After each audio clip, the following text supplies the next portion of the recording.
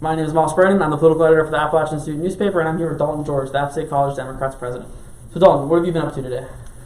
Getting out the vote mainly, talking to students, flushing them to the voting site, letting them know what their proper voting site is, the possibility for provisional ballots, and kind of just providing information and helping folks get to the polls. So I know you've said you've been out here since like 5:30 a.m. What have you seen today? Honestly, kind of a lower turnout. I think part of that is because we've seen a lot of people vote during early voting. So compared to 2018, a little bit less of a hectic, busy election day. But that didn't really kind of stop us from answering like a ton of questions, having a lot of people confused about the registration status. Obviously, both parties out, so it's a pretty interesting and heated election, sign wars and all of that. So it was very tense, but kind of in the home stretch right now, so everybody's kind of calming down.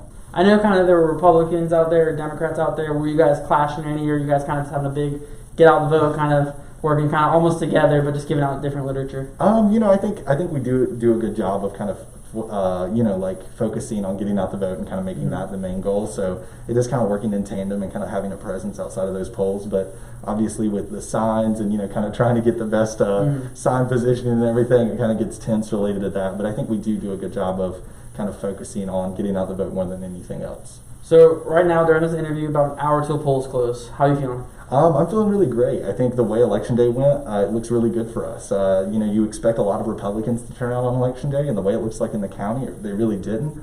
And I think that was pretty necessary for Republicans in Watauga County and Republicans in the state to win.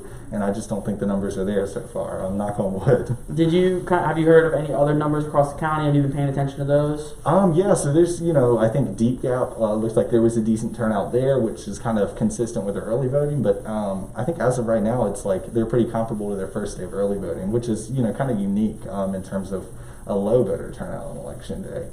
So I think that's really interesting, but that's kind of the one number that jumps out at me. Final question, predictions. What do you think is going to happen? I think it's going to be all blue. I think the closest race might be the NC House race between the two Rays, but I think Ray Russell will come out on top, and I think Watauga County specifically is going to go for Democrats up and down the ballot.